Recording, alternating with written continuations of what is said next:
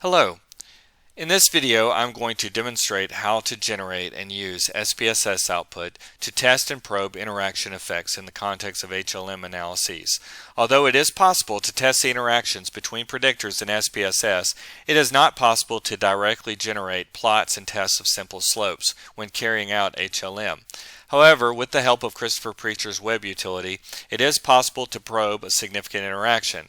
It does take some work, and you do need to be very careful when inputting information from your SPSS analyses into the web utility, as it's very easy to make mistakes. A PowerPoint presentation walking you through the various steps covered in this video and containing interpretations of SPSS outputs will be provided as a link underneath the video description, and an additional link to the data will be provided, so be sure to check these out. And if you find the video and supporting materials helpful, please take time to like the video and share the link with others. In our examples, we will be predicting student exam scores, which is our level 1 outcome, from level 1 and level 2 predictors. The level 1 predictors include gender and standardized reading test scores, both of which are group mean centered. Just so you know, prior to centering, the gender variable is coded 0 for male and 1 for female. The level 2 predictors include compositional variables at the school level, which include proportion of females within schools and the average standardized reading test scores within schools. So for our first example, we will be testing and probing a cross-level interaction. And specifically, we are going to be testing whether the school average for reading test scores moderates the effect of student-level reading tests on exam performance. If we find a significant interaction between the predictors, we are going to probe that interaction effect using the online utility. So here we have our data set, and you'll notice that we have a school identifier. This is our level 2 unit identifier, and student level identifier, with students being nested within the schools. The level 1 outcome variable is exam performance, and then our predictors include gender and standardized reading test scores. Both of these at the student level have been group mean centered. We also have our level 2 predictors, which include the school average for reading test scores, and then the proportion of females associated with the schools. So let's go ahead and run our analysis, or we'll run our basic analysis. We're going to go to Analyze, Mixed Models, go to Linear. We're going to move the school ID variable over to the Subjects box, click on Continue, then we're going to move Exam Scores, which is our dependent variable, over, and I'm going to go ahead and move the predictor variables over. So we have gender mean, standardized reading test scores mean. Those are the two school level predictors, and then we have the student level predictors, which are the reading test scores and gender. Again, both of those have been group mean centered. I'm going to move these over to the covariance box. And just so you know, I've actually gone through these steps in a previous video, and I went through a series of models, so we're really going to be picking up at the end of that particular video, and I'll include a link to that so that you can go back and watch that if you want to. Next up, what we'll do is we're going to click on Fixed, and I'm going to set this as Main Effects and move all of these variables over by clicking Add right here. The next thing we'll do is we'll go ahead and click on Continue and then go to Random, and I'm going to move this the school identifier variable from subjects to combinations right here and include intercept right there. Next up, what we'll do is we will move the standardized reading test score variable over to the add box. So typically what happens is that when you are running your multi-level model, it generally is going to proceed in sort of a build-up strategy. So you tend to start off with the simpler models and then add increasing complexity over a series of models. So the last model in the previous video that I referenced basically included all of the previous predictors. It had a random intercept and again the level 1 and level 2 fixed effects, but there was no random slope coefficient. So in this case right here, we're now adding a random slope to the model. So we're allowing the slope to randomly vary across the schools. So next what we'll do is where it says covariance type, I'm actually going to set this as unstructured, and that will allow me to estimate the variances for the intercept and the slope as well as the covariance between them. So we'll click on Continue, and then we'll go to Estimation. We'll go ahead and set this as maximum likelihood as we did in the previous video. Under statistics, we'll ask for parameter estimates for fixed effects, test for covariance parameters, and covariances of random effects. We'll click on continue and then on OK, and we'll look at our output. So here's our output, and what we're going to do is I actually have this set up in the PowerPoint to make it a little easier to read. So let's go there. Now, as you can see, you have the estimates of fixed effects up here, and then you have the estimates of covariance parameters below. So you'll see this is the variance of the level 1 residuals. You can see that that's statistically significant. The variance of the intercepts across schools, that is statistically significant. And then in the box below, we have the variance for the slopes, and you can see that that's statistically significant. And what that's telling us is that there may be then variables at the school level that may predict the variation in slopes, and so because of that we may want to model a cross-level interaction. Just so you know too that this estimate right here, this is basically the covariance between the intercepts and slopes across groups, and you also see that that happens to be statistically significant. So going back to our data set, what we're going to do is determine if the school average reading test scores moderates the effect of student reading test scores on exam performance. So to test this interaction, we're going to go to Analyze, Mixed Models, Linear, and we'll just go back in here, and now under Fixed, we're going to basically highlight our student level variable and our reading test score mean right here, and then basically click Add. Oops. And one thing I forgot to do was to set this as interaction. So we're going to set that, and now we will highlight these. So I'm going to highlight this one, and we'll click Add, and so now it's added. So we'll click on Continue and then on OK, and so now when we scroll down and look at our estimates of fixed effects, you can see that now we have an interaction term that is present in our table for the fixed effects. So we see that the interaction term for the model is statistically significant, and this suggests that the slope for the effect of student reading tests on exam performance is conditional on the school average reading test scores. So given this finding, we're going to probe the interaction in order to describe its nature, and this is going to require using Preacher's website. Now to do this, there are several pieces of information that we must obtain. First, we need to find the output that contains the asymptotic variances and covariances for the fixed effects within the model. And this information will be found in a table called Covariance Matrix for Estimates of Fixed Effects. Now, when we ran our analysis, we didn't ask for this matrix, so let's go back and rerun the analysis and obtain this information. So I'm opening up SPSS again and going back and just rerunning the same model as before. And under statistics, I am now going to click on covariances of parameter estimates. So by clicking on that, we'll get that information. It would have probably been a little bit more efficient to just run that all at the same time, but I forgot to do that.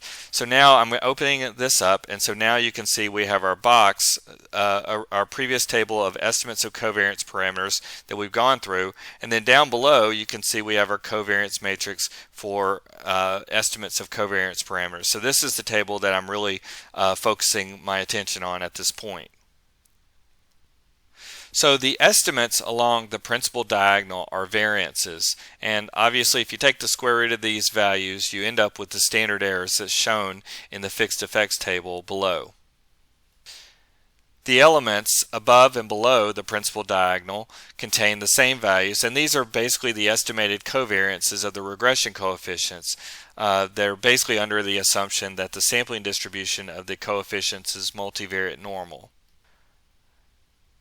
Now, the second piece of information that we need is the mean and standard deviation for the level 1 predictor. And since the predictor is already centered at the group mean, we already know it's 0. The standard deviation is easily obtained by just going through descriptives. So going back through and opening up SPSS, we're going to go to Analyze, Descriptive Statistics.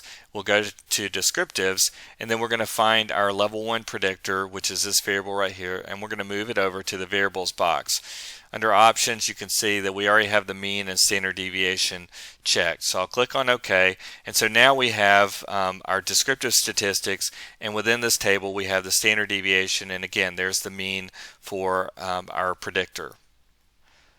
Now the third piece of information we need is the mean and standard deviation for the level 2 predictor.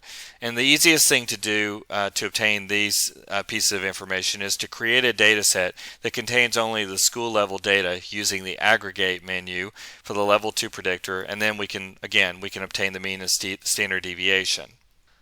So going back to our data set, what we'll do is we're going to go under data, we're going to go down to aggregate, click on this, and I'm just going to reset this. We're going to move the school ID variable over to the break variables box, and we are also going to click on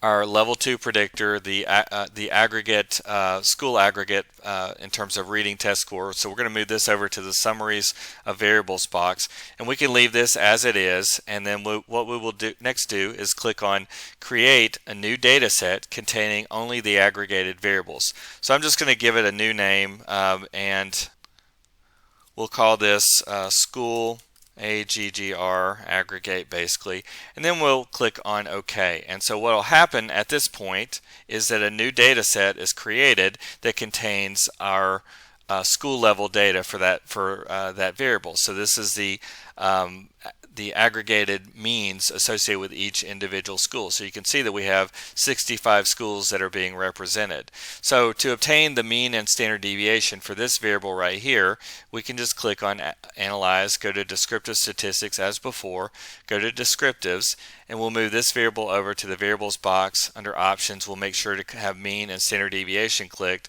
then Continue, and then on OK. And so now we have the school level information regarding that variable.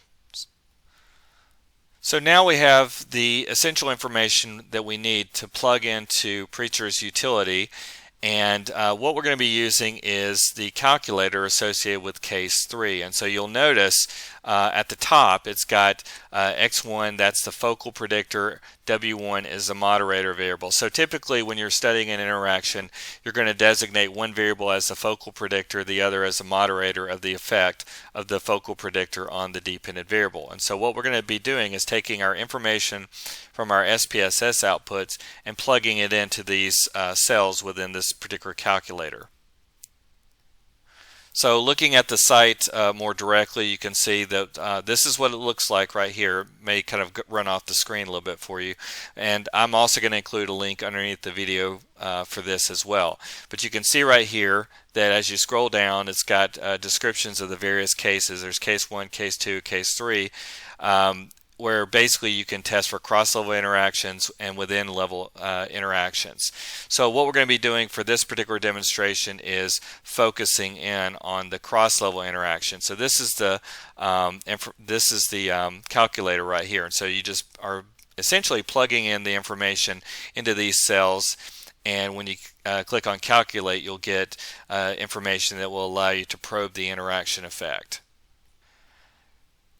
Now, in the interest of minimizing the possibility for errors, I'm just going to stick with the PowerPoint walkthrough here. So you can see that first off, what we need to do where it says regression coefficients, we're going to type in the regression coefficients from our table containing the estimates of fixed effects. So this is basically the intercept from the regression model. Then we have the level 1 predictor, which is our focal predictor. We're essentially putting that coefficient into the box. Then we have the level 2 predictor coefficient, so that's the gamma 0, 1, and that's essentially coming from this portion of our fixed effects. And then finally we have the regression coefficient for the interaction term that's being substituted into the table. Next, we have to add in the variances for the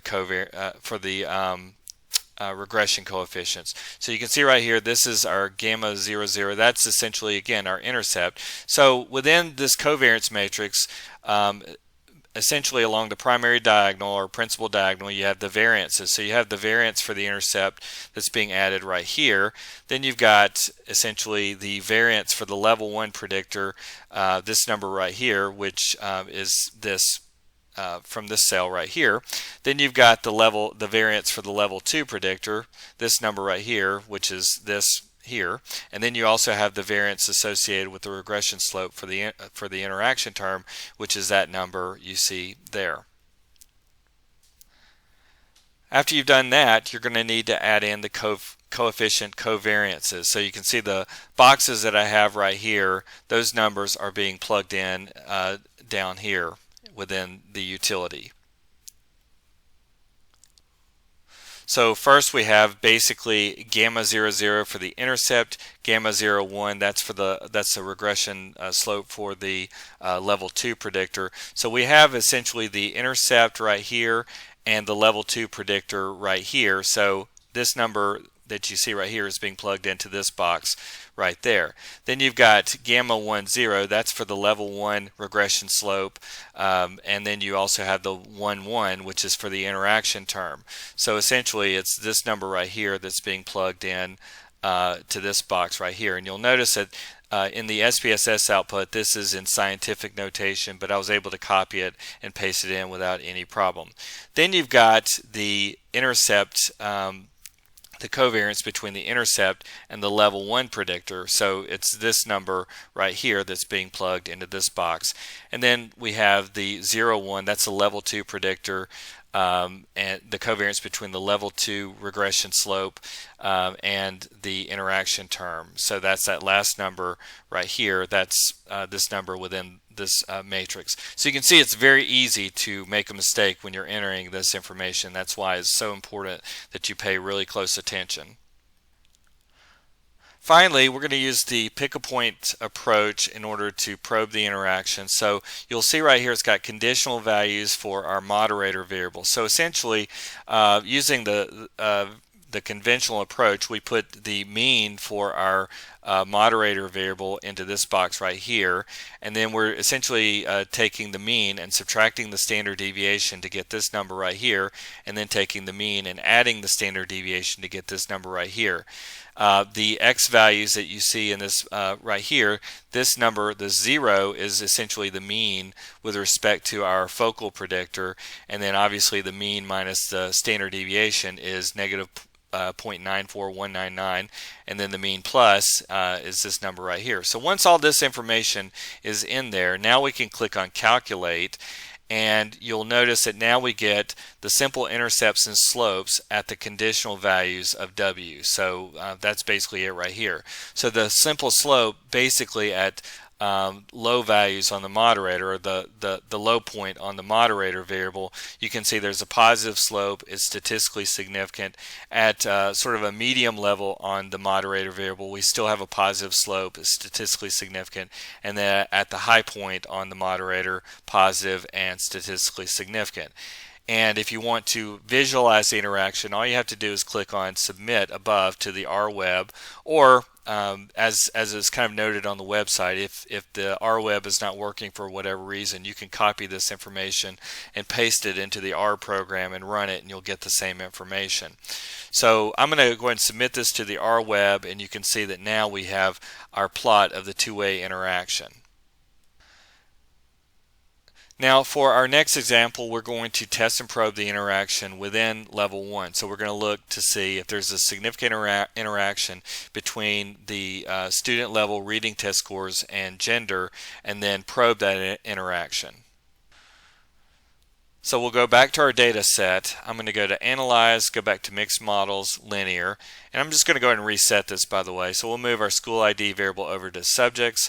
We'll click on Continue. We'll move our exam score over to the Dependent Variable box. We'll go ahead and move our predictor variables over back to the covariance box.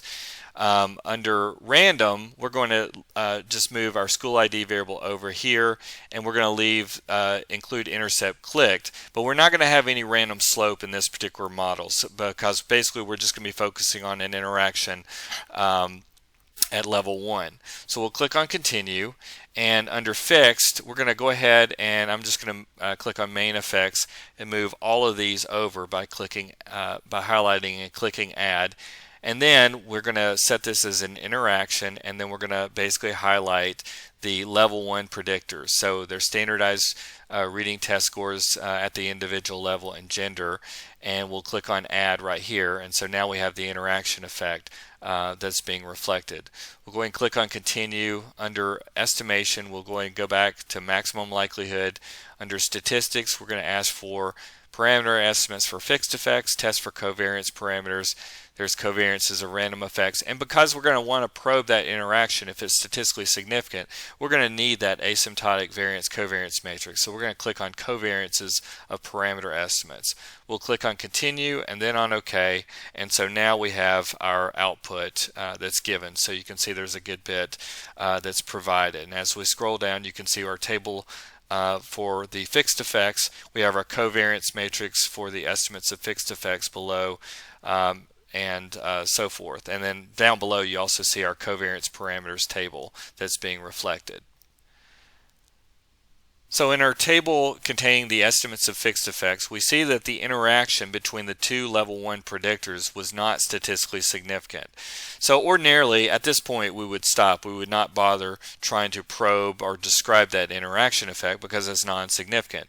But I do want to just briefly show you how to probe it if had this been statistically significant. So basically the first step again is to obtain the means and standard deviations, in this case for both of the level 1 predictors. So if you go through descriptives and ask for means and standard deviations, you can see that we have the descriptive statistics for both of those. And because both of these were group mean centered, you can see that the means were both 0, and we get our standard deviations for both of our level 1 predictor variables. Once again, we need to have our covariance matrix for estimates of fixed effects. Again, along the primary or principal diagonal, we have the variances. On the off diagonals, we have covariances for those estimates. Now, unlike the previous demonstration, in this case we're going to be using case 1. Again, x1 is our focal predictor, and we're designating the moderator as x2. And basically you're just filling in the information as you did before with case 3. So after I substituted the values in, you can see that this is what the table would look like. So the regression coefficients from our model, you can see this is the coefficient for the intercept, the fixed effect for the intercept, the fixed effect for the first predictor at level 1, the fixed effect for the second predictor at level 1, and then the fixed effect for the interaction effect. Then you've got the variances for the intercept that's given right here, variance for the first predictor given here, variance for the second predictor given here, variance for the third predictor given here. For the coefficient covariances, you have essentially the covariance between the intercept and the coefficient from the second predictor, and then you also have the first predictor regression slope and the interaction term coefficients that are given right here. So again, it's very important that you do pay attention as you're going through this because it's very easy to make mistakes. But fortunately, they give you the notation that's provided up here above. So finally, you can see that the conditional values of x2, so this is our moderator variable. And so in this case we're using gender as a moderator variable, so it only has 2 levels. So first off we've clicked this button right here just to note that x2 is a dichotomous variable, and then basically we're not going to bother putting in a mean right here for that variable, which would be that, given that there's only 2 levels. But you can see that basically we have the mean minus the standard deviation, which is given in this box right here, and the mean plus the standard deviation given in this box right here. For the points to plot for our predictor variable, you can see that we essentially have, if we take the mean minus the standard deviation, we get our low value, and then the mean plus the standard deviation to get our high value right there. So unsurprisingly, our simple slopes are parallel to each other. You can see that this is a simple slope for the males, this is a simple slope for the females. Both of these are positive and statistically significant.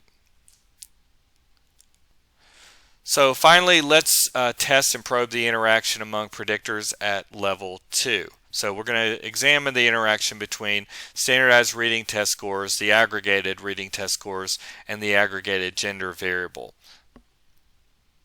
So we'll reopen SPSS and we're just going to go back through Analyze, Mixed Models again, Linear. I'm not going to reset this, but I'm just going to go under Continue, go under Fix, and I'm just going to remove this previous interaction at level 1. I'm just going to take that out altogether, and then what we'll do is we'll build an interaction term involving the gender mean variable and the standardized reading test aggregate variable, and so we'll click on Add right here, and so now we have that interaction term that's given. So we'll click on Continue, and we'll leave everything else exactly as it was. Again, under statistics, we want to make sure to ask for the covariances of parameter estimates. So we'll click Continue there and then OK. And so now we have our output. So you can see under the estimates of fixed effects that the interaction term reflecting the interaction between the two level 2 predictors, that was not statistically significant. So ordinarily, again, we would not bother trying to probe this, but just to, again, to demonstrate how to probe it, I'll just briefly walk you through it. You'll see underneath we have our estimates of covariance parameters as before, and then right above this we have our covariance matrix for estimates of fixed effects. So this is our asymptotic variance covariance matrix. So at this point we have most of the information we need, but we do need the means and standard deviations for the level 2 predictor variable. So I'm going to go back under here, and what we'll do is we're going to go to Data, Aggregate, and you can see right here we've got our aggregate variable, or compositional variable for reading test scores, and we'll also move our aggregate variable for gender over here as well under Summaries of Variables. And so data set name, I'm just going to stick with school AGTR for aggregate basically, and we'll click on OK, and now you can see that we have our new data set containing the school level information for these two aggregate variables. So there's the level 2 values on the aggregated reading test scores, and then we also have our information on our aggregated gender variable. So once again, we can generate our descriptive statistics. Just go to Analyze Descriptives, and then we'll move both of these variables over to get the means and standard deviations for these two level 2 variables. So we'll click on Options. We have our mean standard deviation highlighted, Continue, OK, and so now in our output we have that information available to us. So using the utility at Preacher's website, we're going to be referring to case 2. So in this particular case, you can see W1 is our focal predictor, W2 is our moderator variable, and we'll just substitute the information from our SPSS analyses into the table. So once again, we have our regression coefficients that are given right here for our predictors and interaction term. This is a coefficient for the intercept right here. We have our coefficient variances that are given right here. The covariances given right here. Conditional values of W2. This is our moderator variable. So we basically took the gender variable right here. This is the mean, so we're putting it right here for that variable at level 2. Then we take the mean minus the standard deviation, and that's what gets us this value in the first box, and then the mean plus the standard deviation, which gets us this value for that third box. And then we also are doing essentially the same thing for our focal predictor. So finally we have our output. So you can see the simple slopes at all 3 levels of the moderator were positive and statistically significant, and you can see that the lines are very much very similar in terms of reflecting very similar slopes. They're essentially parallel, which is consistent with the fact that we did not find a statistically significant interaction effect. So that concludes this demonstration. The last page of the PowerPoint does contain references that I utilized in putting this together, so be sure to check it out. Again, if you found the video helpful and as well as the supporting materials, please take time to like the video and share it with others. Thank you very much for watching.